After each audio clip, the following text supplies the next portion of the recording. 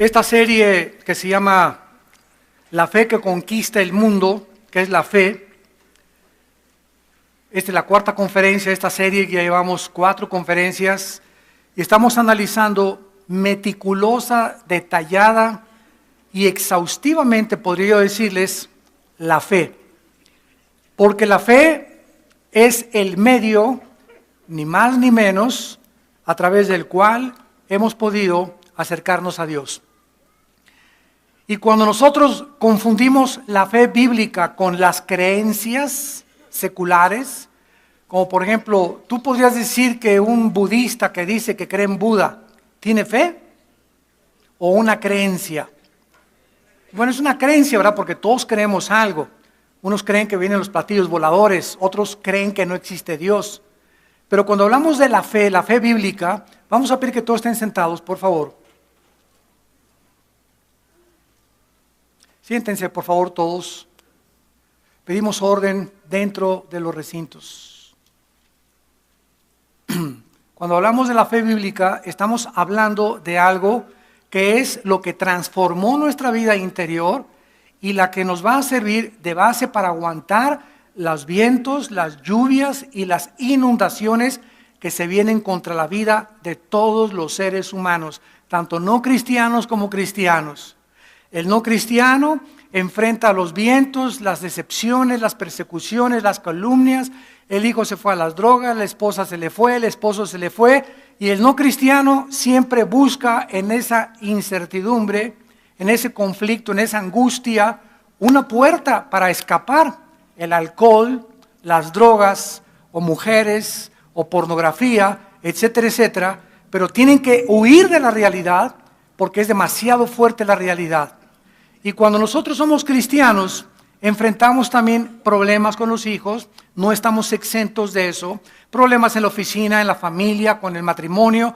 No hay ni un solo matrimonio que sea perfecto, todos vamos caminando hacia adelante, hacia la meta del supremo llamamiento en Cristo Jesús.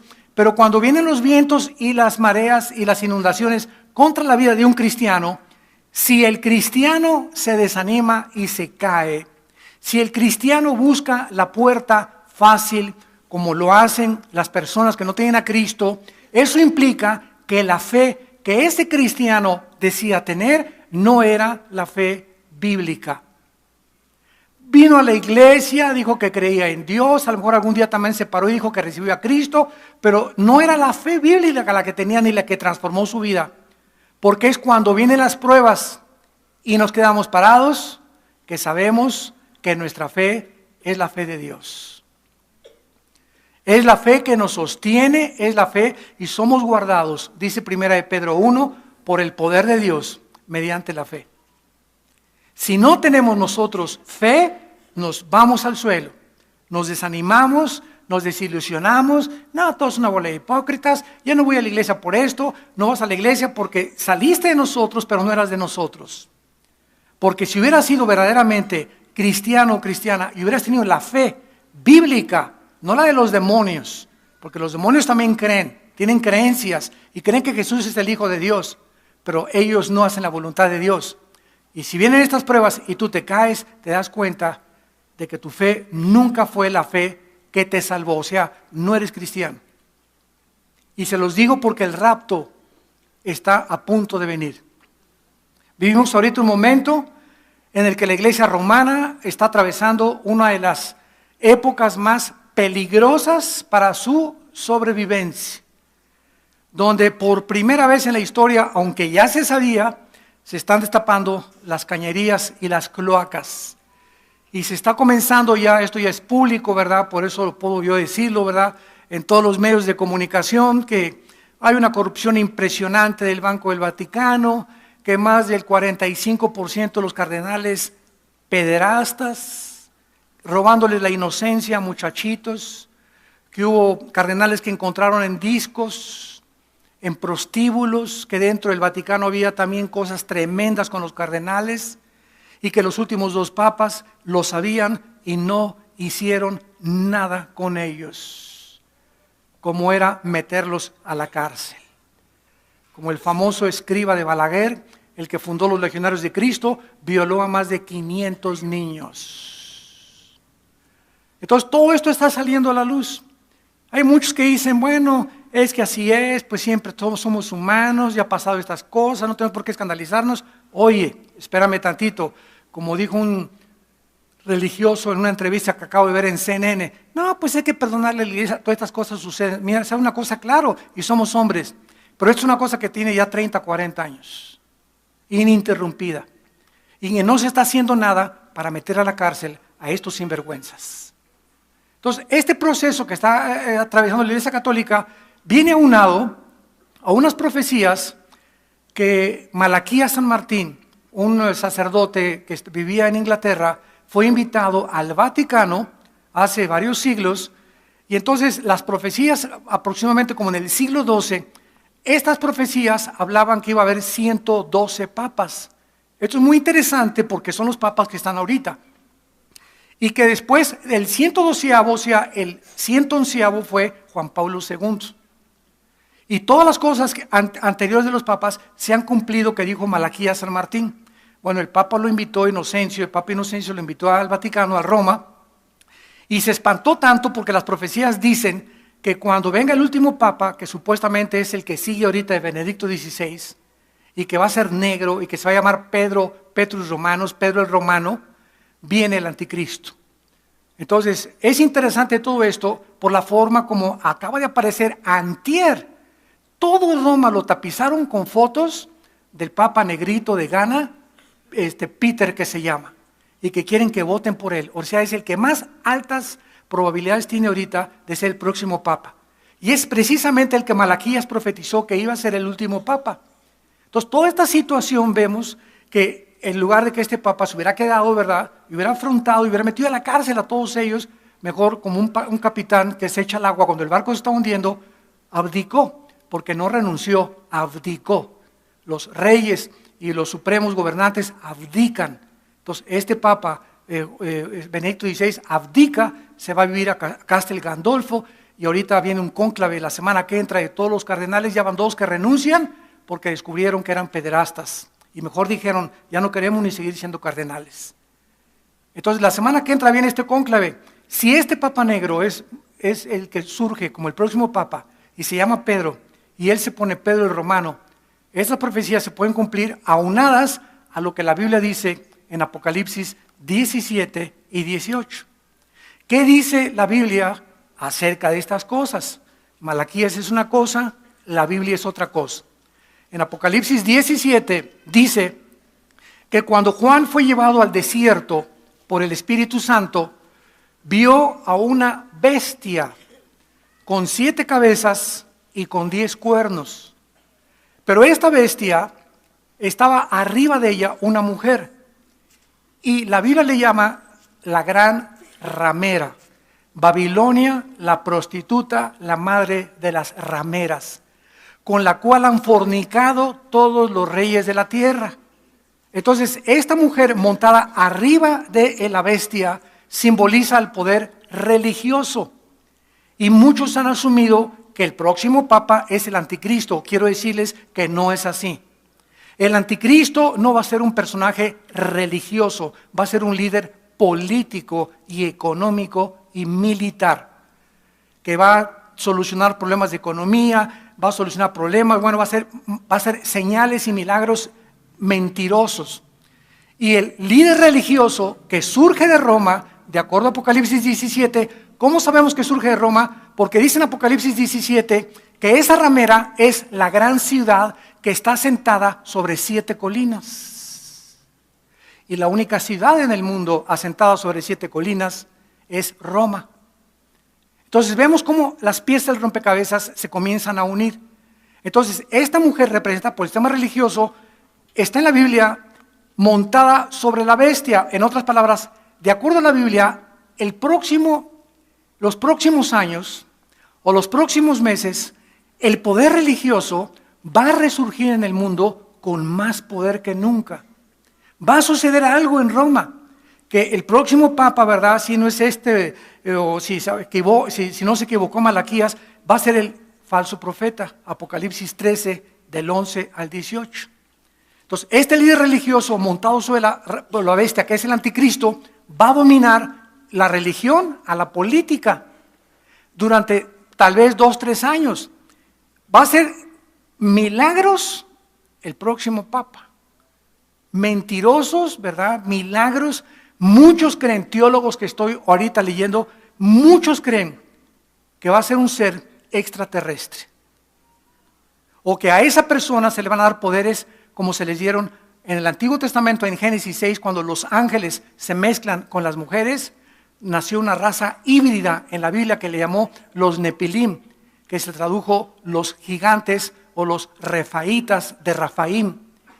Y cuando Moisés entró a la tierra de Canaán, estaba llena de gigantes. Casi todas las tribus cananitas eran gigantes de 4,50, 5 metros. Estuvieron 1000 años habitando la tierra gigantes, mezclas híbridas de ángeles con mujeres. El rey David, en 2 de Samuel 21, fue el que los acabó a los gigantes. Entonces vemos que estas mezclas híbridas se pueden repetir porque Cristo dijo, como en los tiempos de Noé, será la venida del Hijo del Hombre. Entonces cuando Cristo venga, tal vez haya una mezcla demoníaca donde, porque dice la Biblia en Apocalipsis 11, que el anticristo surge del abismo, la bestia que sube del abismo, que es el abismo, la habitación de los demonios. El infierno es otra cosa, el infierno es donde están los espíritus humanos esperando el juicio final. En el abismo están los demonios y en el Tartarus, 2 de Pedro 2, están los ángeles que se metieron con las mujeres en Génesis capítulo 6. Entonces todo este panorama se está formando y nos damos cuenta qué cerca estamos ya del arrebatamiento de la iglesia. Y se los digo porque se los dije a mis hijos hace 4 días antes de venir. Estábamos comiendo, les dije, quiero decirles algo, hijos míos. Ustedes tienen papá cristiano, mamá cristiana, pero Dios no tiene nietos. Aunque yo quiero y que espero, y todo padre cree que los hijos son cristianos, les quiero decir lo siguiente. Si viene mañana y mamá y yo desaparecemos y se quedan ustedes aquí en la casa solos, ya saben por qué, porque no eran cristianos. Y me dijo mi hija Salem, de 18 años, oye papá, ¿y cómo podemos saber que somos cristianos? Porque yo me quiero ir con ustedes en el rapto. Dije, bueno, número 1, el cristiano, te voy a dar 3 señales que eres cristiana. Número 1, el cristiano lee la Biblia. El cristiano lee la Biblia, medita en la Biblia, ama la Biblia, tiene hambre por leer la palabra de Dios. Si tú te dices cristiano y vienes hasta la iglesia el domingo como ahorita, y entre semana nunca abres la Biblia, no es cierto que eres cristiano. Porque cuando el Espíritu Santo entra a nuestra vida, sentimos que necesitamos hacer contacto con este libro. O sea, es una cosa que sobrepasa el entendimiento. Necesito leerla, algo, ¿verdad? Y me encanta oírla y estudiarla. Número 2, el cristiano ora. Yo les dije a mis hijos, ¿ustedes tienen una vida de oración? Antes de acostarse, ¿hablan con Jesús? Cuando se levantan, ¿hablan con Jesús? ¿Han ido a reuniones de oración? ¿Les gusta orar? ¿Les gusta comunicarse con Dios? Y número 3, el cristiano le habla a la gente de Cristo.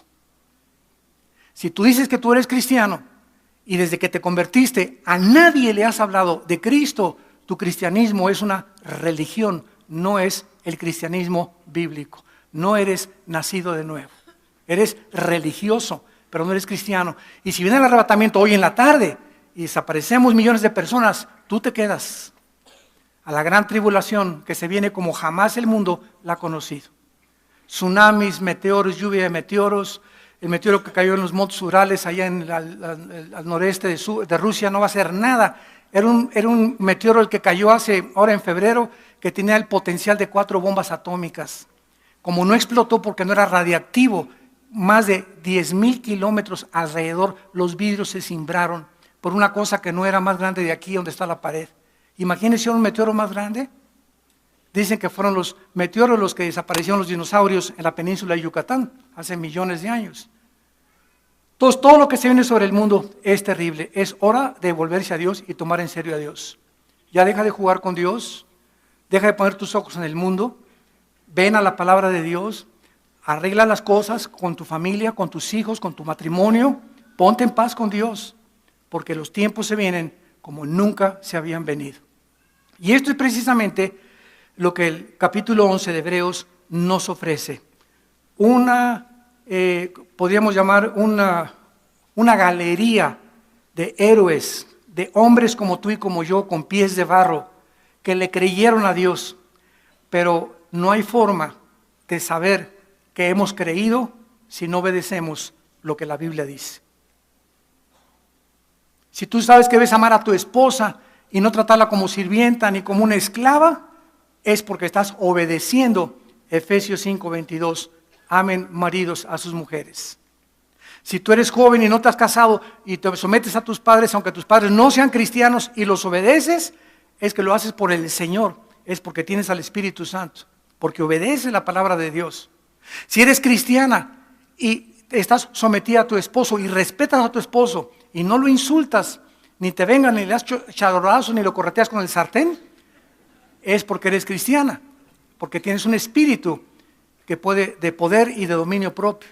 Entonces, si no hay obediencia en lo que la Biblia tú sabes que dice, tu fe es la fe de los demonios. Ven qué importante es esta serie de saber si realmente la fe que profesamos es la fe de Dios. Muy bien, vemos aquí en el caso de Abel, que es el primer ejemplo que nos da Hebreos 11:4, que Abel se acercó a Dios a través del derramamiento de sangre, porque Adán y Eva les enseñaron a Caín y Abel cómo deberían acercarse a Dios a través de la muerte de un sustituto, de un animal inocente que tipificaba la cruz, y Caín se acerca a Dios, Génesis 4, con la ofrenda del campo, con el sudor de su frente, con algo que él ganó con sus obras. Y cuando queremos a Dios decirle, mira Señor, yo hice 5 asilos, y yo estoy sosteniendo un orfanatorio. Bueno, no está mal, ¿verdad? Y Señor, me fui a la villa 1 kilómetro de rodillas. Y cuando es el miércoles de ceniza me ponen aquí y voy a que me pongan si tú dices todas esas cosas, ¿verdad? Que no son malas en sí, ¿verdad? Simplemente estás diciéndole a Dios, acéptame conforme a lo que yo hice. Obras, sacrificios. Ese es el camino que inventó Caín. Se acercó a Dios con el fruto del sudor de su frente. Y Dios dijo, no, el que se quiera acercar de mí es a través de la cruz. A través de la cruz de mi Hijo Jesucristo. Porque si hay otro camino que le quieres dar vuelta a la cruz, que es el camino de la religión, que los hombres hemos inventado, llámese catolicismo romano, judaísmo, zoroastrismo, islam, la religión que tú quieras, las inventamos nosotros para poder acercarnos a un Dios por desconocer el camino que Dios estableció en su palabra. Entonces hay caminos que parecen derechos, pero su fin es camino de muerte. Entonces es la cruz la que nos dice que es la forma en la que Dios hizo la paz, Colosenses 1, Efesios 2, con el Padre. Yo vengo a la cruz y me abrazo a la cruz, y en cuanto yo recibo a Cristo y acepto su sacrificio, porque es por la sangre, nada más por la sangre, sin derramamiento de sangre no hay perdón de pecados, yo hago la paz con Dios, me conecto con Dios porque he aceptado lo que Él dice en su palabra. No lo que yo pienso ni lo que yo creo. Ni canto la canción famosa de Frank Sinatra a mi manera. Como les dije, la canción favorita del infierno. Todos los que están en el infierno están cantando a mi manera. Por eso están ahí. Porque quisieron vivir a su manera. Muy bien. Ahora dice la Biblia en el versículo 5 que Enoc fue traspuesto para no ver muerte.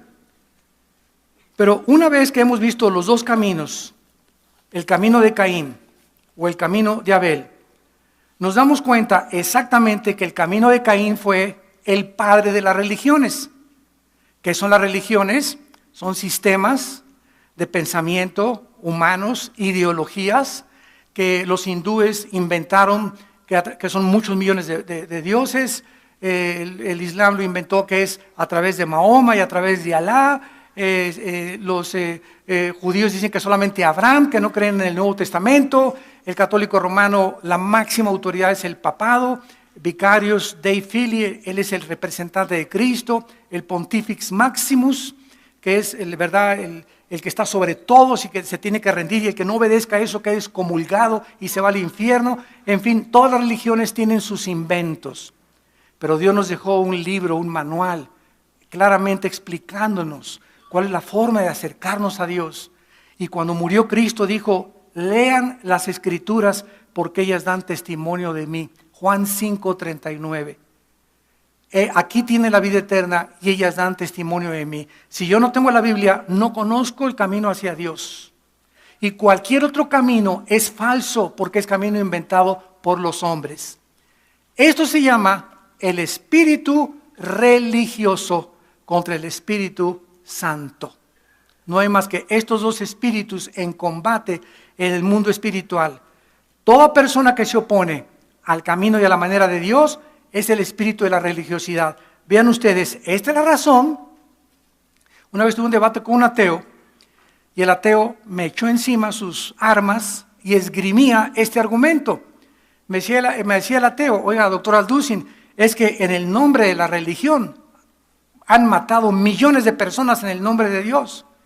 Le dije, mire, usted lo acaba de decir en el nombre de la religión, pero no en el nombre del cristianismo. El espíritu religioso fue el que mató a Abel. Caín, ¿por qué mató a Abel? Fue el espíritu religioso, porque las obras de él las quería hacer como él quería y no quería a Abel. El espíritu religioso es el más cruel, es el espíritu de la Inquisición. ¿Qué pasó en la Inquisición? Del año siglo X, siglo XI. Mataron en un día, en la matanza de San Valentín, 300,000 cristianos en un día. ¿Por qué? Porque leían la Biblia. Se prohibió la Biblia. En cuanto el papado se sentó, dijeron, se cierra la Biblia. Y hasta 1961, escúchenme muy bien. Por eso es importante que el que no conoce la historia está en peligro de repetirla. La historia nos enseña que el hombre no aprende de la historia. Y por eso vive la gente una mentira. Por eso tú y yo vivimos una mentira hasta que conocimos la Biblia y la Biblia nos abrió los ojos.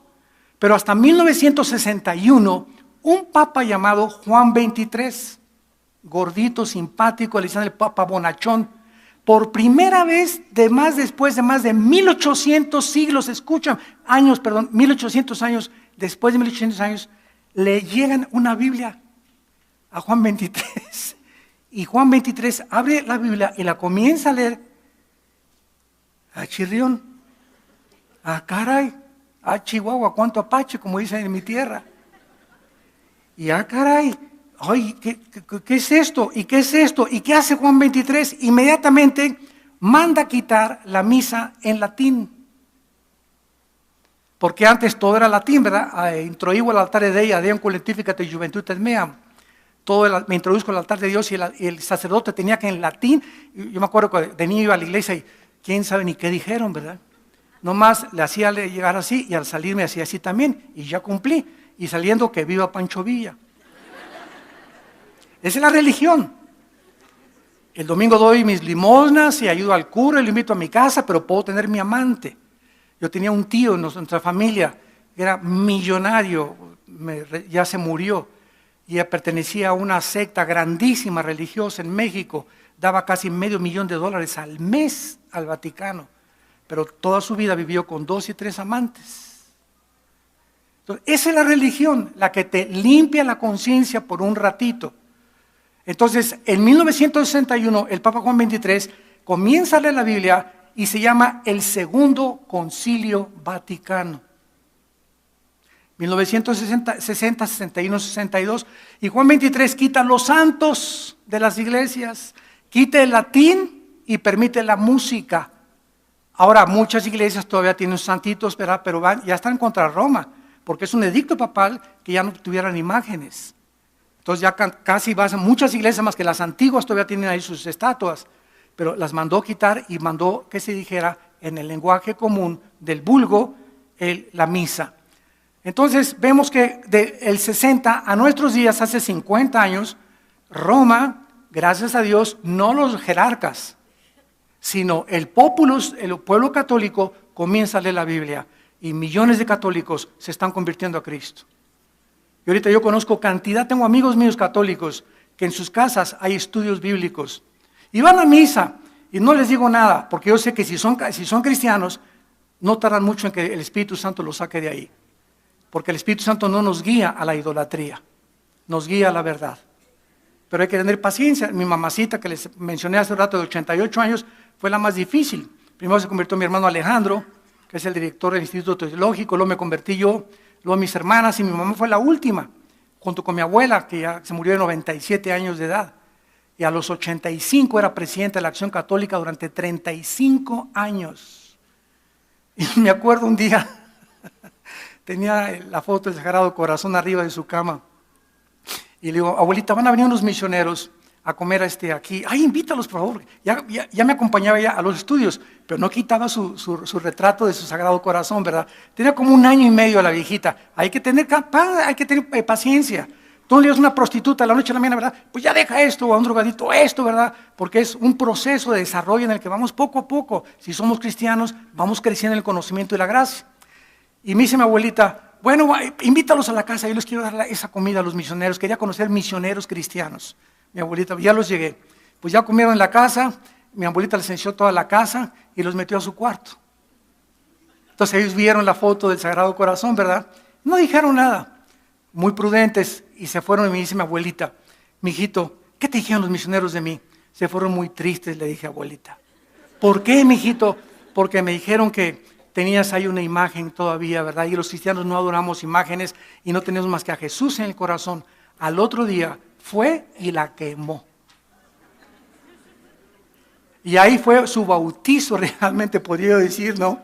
O sea, en el que dijo ya, ¿verdad? Acabo con el pasado totalmente, pero tardó 1 año y medio en dejar sus imágenes. Pero el Espíritu Santo lo hizo en su corazón. Y así tenemos nosotros que hacerlo. Entonces ahora tenemos que tener compasión de toda esta gente, ¿verdad? Que así estábamos todos nosotros. Y no hay que burlarnos de ellos, ni mucho menos, sino hablarles con la verdad. Es que esta es la verdad y la verdad te hará libre. Y si no te gusta, ¿verdad? Es porque quieres aferrarte a tu religión, pero no a la Biblia. No sé cuándo vieron ustedes hace poco el programa en el CNN de los 4 religiosos que entrevistaron en Cala, en Miami. Y entrevistaron al padre Alberto, ¿se acuerdan que se casó? Un muchacho, creo que era cubano, y lo excomulgaron. Entonces ahí lo entrevistan a él, y entonces él dice, bueno, ahora Roma me excomulgó, y yo me enamoré de una muchacha y rompí mis votos de celibato sacerdotal, porque un cura no se puede casar, ni un cardenal mucho menos. Y la Biblia dice que se casen. Qué tremendo, ¿verdad?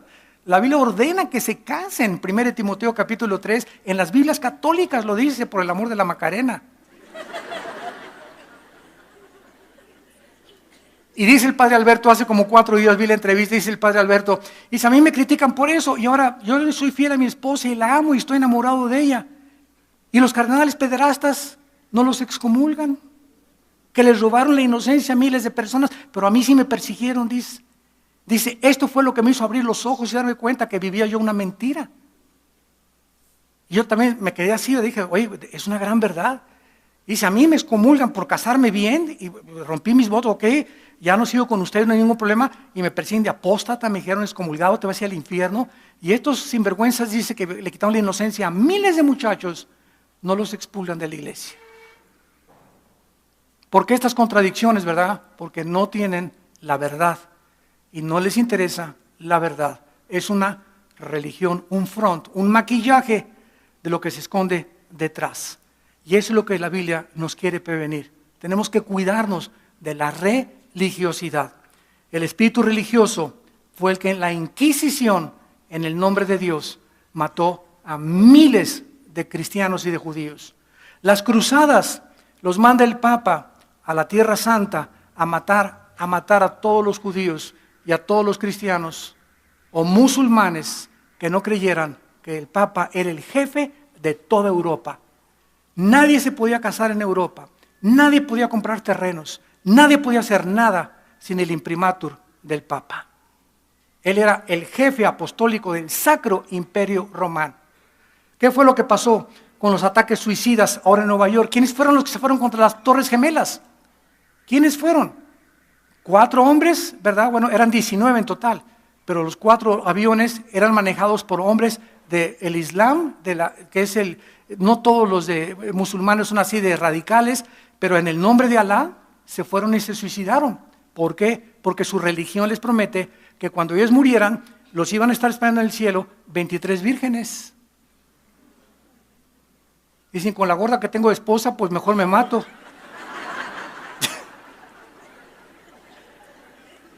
Entonces, en el nombre de la religión, le dije yo a este ateo del debate, regreso al debate con el ateo, todos estos crímenes han sido en nombre de la religión, pero es que el mundo no entiende la diferencia entre la religión y el cristianismo.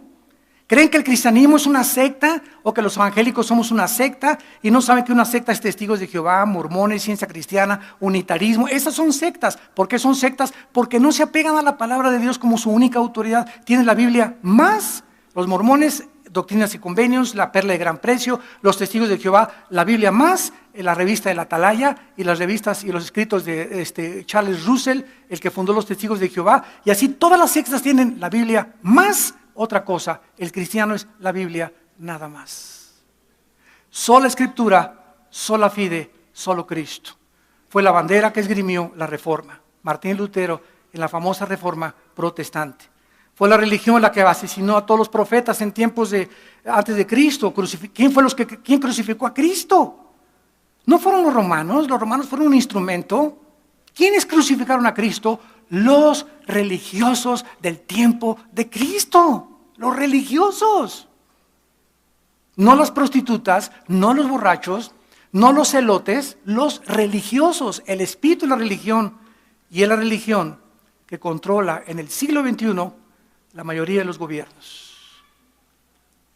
Porque la mayor parte de los políticos les conviene adherirse a la religión popular, porque es la que les garantiza los votos. Y Apocalipsis 17 se repite la escena, la religión controlando el poder político que es el anticristo se va a deshacer y va a quemar Roma, como dice en la profecía de Malaquías, va a quemar Roma, Apocalipsis 17 y 18, y el anticristo se convierte en gobernante mundial, según de Tesalonicenses 2 del 3 al 4, y él se hace Dios sobre toda criatura, con milagros, prodigios mentirosos. Muy bien.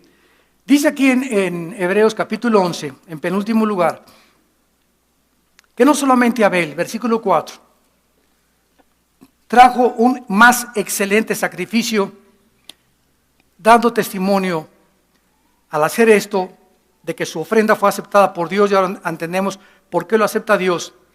Y aún Abel, que ya murió, lo que él hizo, habla por ella. ¿Quién está hablando por ella? Hebreos 11:4. Cuando se hace la Biblia, se imprime el nombre de Abel. El Espíritu Santo da testimonio en la Biblia, en este versículo, de que Abel fue encontrado justo ante los ojos de Dios. Dice el versículo 6, pero sin fe, hagas lo que hagas. Que te quede bien claro. Hagas lo que hagas. Si tu fe, si tu creencia en Dios no está basada en las Escrituras, y lo que tú conoces que tienes que hacer como cristiano no lo estás haciendo, entonces no estás agradando a Dios. No le digas, Señor, bueno, anoche forniqué, pero mañana voy a dar un buen diezmo. Ayer me fui con mi amante, pero voy a hacer esto. Voy a dar dinero más al orfanatorio. Eso se llama lavar la conciencia. Es la fe lo único que la Biblia nos enseña que agrada a Dios. Ahora vean ustedes lo que dice de la fe el versículo 6. ¿Por qué es necesario? Necesario significa que no hay ninguna otra cosa más que esto. Es necesario, en primer lugar, que el que se acerca a Dios crea que le hay. Cuando te hincas hoy en la mañana, hoy en la tarde, en una reunión de oración, asegúrate que del momento que estás orando, estés absolutamente seguro y convencido, la fe, la certeza de lo que se espera, la convicción de lo que no se ve, que Dios es real. Hace muchos años les conté también una historia que vivíamos ahí por las Arboledas, en Valle Dorado, y había un estudio en una casa de una de las hermanas por ahí, y llegué y me invitaron a desayunar unas hermanas, era la mamá, 3 hijas con sus 2 esposos. Y llego a la sala de la casa y, oye, ¿tu mamá no está? Les dije a las muchachas, está arriba orando, hermano. Ahora ni Santa Rita de casa, hijo. Ya tenía 40 minutos orando la hermana, ¿no? ¿Y dónde está tu mamá? Pues esto. Y cuando baja la hermana, baja. Ay, hermano pastor, ¿cómo está usted? ¿Qué le pasa a Chole? ¿Qué le pasa? Ay, hermano pastor, usted no sabe. Le digo, mire, antes de que me sigan y me quiera dar los tamalitos de desayunar, regrese a orar, le dije. Oiga, ¿me viene a regañar? Sí, le dije, porque usted no viene a orar. Porque usted tiene aquí, dice que apantallándonos, o me quiere apantallar a mí que tiene 40 minutos, o para que yo crea que soy muy espiritual y la nombre, quería ser directora de la femenil. Pero ¿sabe una cosa? Cuando uno cree que Dios existe, ahí le deja uno las cargas y usted bajaría con la cara de un querubín. Es verdad, estamos atribulados en todo, pero no angustiados, perseguidos, mas no desamparados, derribados, mas no destruidos. Es verdad que tenemos angustias tremendas, pero cuando nos caemos en rodillas y oramos, echamos nuestra ansiedad sobre Él. Si creemos que realmente Dios va a encargar de mi hijo, de mi hija, de mi problema, y me levanto con una paz que sobrepasa entendimiento, porque creo que Dios ahora se hace cargo de ese problema. Señor, yo no puedo cambiar a mi esposa, a mi hijo, mi trabajo. Yo no puedo cambiar nada. Yo no soy tu Dios. Vengo y creo que tú lo puedes hacer. Creo en ti. Yo quiero paz y quiero vivir tranquilo. Y si tú no tienes esta paz y esta tranquilidad, tu fe no es la fe bíblica por el amor de Dios. Diga, hermana, regreses a su cuarto a volver a orar. Y hasta que no tenga usted paz y no baje usted tranquila, o le doy un ecuanil. Entonces, es necesario que cuando nos acerquemos a Dios, creamos que Él es. Si no, no ores. Si no, no ores. Hay hermanas que cada domingo, oye, doña Chole ya tiene 5 años, ya la quiero hacer así. Parece que está ladrando doña Chole.